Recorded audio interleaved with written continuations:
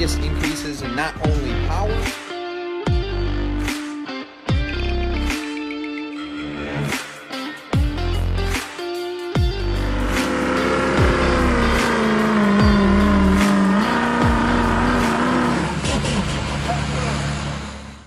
What is up, guys? Welcome back to the channel. Thank you for tuning in on today's video. Drop a comment, let me know what you guys think about the new intro for the channel for Left Lane Diesels. Make sure you guys are dropping a comment, let me know what you guys think about that. Just trying to change it up a little bit. You know, we've had the same intro for a while now, so we wanted to get a little more spicy with it. So drop a comment, let me know what you guys think. Now, these sled pulling videos, I've got a lot of sled pulling video in action coming your guys' way. So I'm trying to figure out a good way to structure this that's not only, that's hopefully going to be helpful, but also entertaining. So what I've decided to do is, before each sled pulling video, I am going to talk about some of the changes that we made pre-pull, and then after the pull, I'm going to discuss some of the obstacles, whether it worked or not, and so on. We're going to be trying that for the first time in this video, so let's jump into it and discuss some of the changes that we made before this truck pull. So in that first video, we ended up getting first place, and we put like 20-some feet on second place. So we did pretty freaking well, but we still wanted to try and dial in the truck even more. So, and we want to be more aggressive because that's not always going to be the case. So we made a few changes. If you notice, at the beginning of that pull, the truck, the back end of it hops pretty doggone bad. Fortunately, I was able to pedal it, and then I was able to get back into the throttle, and she just sat down and went. So that was awesome. But we're trying to make improvements. We want to get that hop out of the back end, and so we made some changes. Now, the class that I am in, I cannot run solid suspension bump stops. So we've been trying to explore different ways to get as close to a solid suspension as possible. And I was running these timbrens. So initially, let's take these guys out of here. Initially, we just installed the timbrens. There was about a half inch before it would touch the axle. And then from there, it would pretty much get stiff pretty quick, but it would squish these down quite a bit. So the thought was, well, for this next pull, let's see if we can preload the timbrens. Insert 2-inch aluminum blocks. So basically, this 2-inch aluminum block would sit in between here. We would jack up the frame of the truck, and then we would set this guy in there and drop it down, and it would be preloaded onto our timbrens. So that was one of the changes that we made.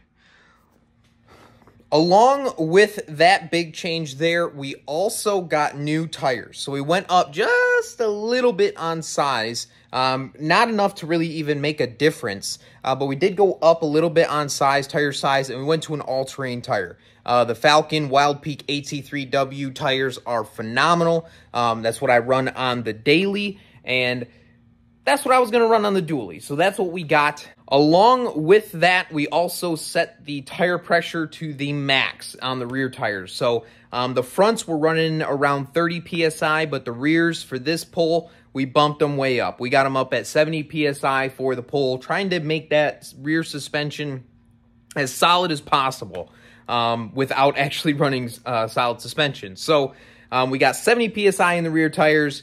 We got 30 in the front. We got our timbrens back here, just slammed down right onto our axle. And then finally, we wanted to reach maximum hitch height. So hitch height when you're truck pulling is your leverage. That is your anchor point for your connection between the sled and the truck. And so we wanted to be able to run max hitch height or hook height, and that was 26 inches. Well, being that this truck was originally two-wheel drive, we could not reach 26 inches. Even though we had an awesome adjustable hitch, we couldn't get to 26 inches, no matter how far up we went. And so I ended up installing 2-inch blocks into the rear suspension of the truck. Initially, it was literally just leaf spring to the axle. So we put 2-inch blocks into the rear suspension, preloaded the timbrens, 70 PSI in the rear tires, 30 in the front, new Falcon Wild Peak HC3Ws that are a little bit larger, and we went truck pulling. Here we go. Let's run the video.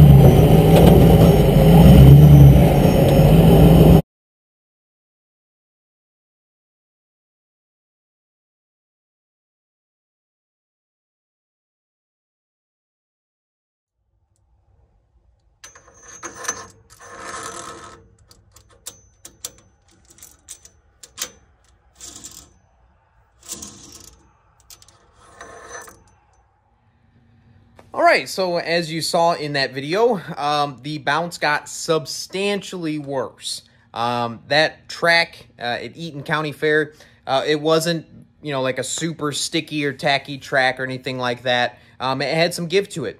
And if you watch the video, you can see the tires aren't bouncing or anything like that. It is literally the rear suspension goes like this, and it sends the front suspension in a dive, and then it starts this front and back, front and back, front and back, front and back hopping. And so what you saw was at 200 feet, we let out of the throttle completely because we could just not get the bounce to settle, and then we mashed it again and somehow managed to pull 297 feet.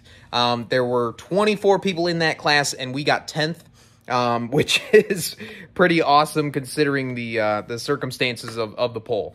And then right there at the end, you can hear me, I unlocked the converter, she spins up, we start yanking, and the tires were spinning, and then all of a sudden you hear a pow!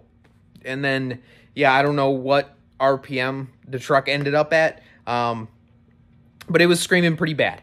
And then I'm pulling away, and you can hear this grinding noise, this horrible, horrible grinding noise. And then you guys obviously saw the photos of the broken axle shaft. I still have the pieces here. I'm going to show you guys that.